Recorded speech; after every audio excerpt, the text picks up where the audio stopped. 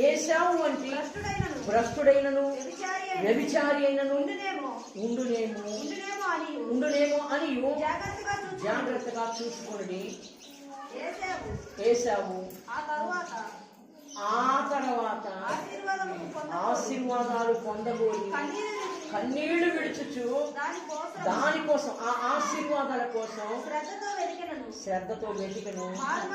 మారు మనసు పొందే అవకాశం లేక ఏమైపోయాట?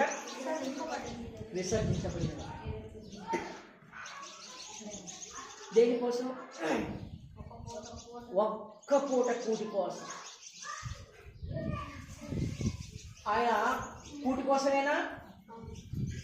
ఆయనకున్న కొన్ని లక్షణాలు కూడా చెప్పాడు. మీరు చూడండి, ఒక్క పూట కూటి కొరకు జ్యేష్ఠత్వ హక్కును అమ్మి వేసుకున్న ఏశావు వలె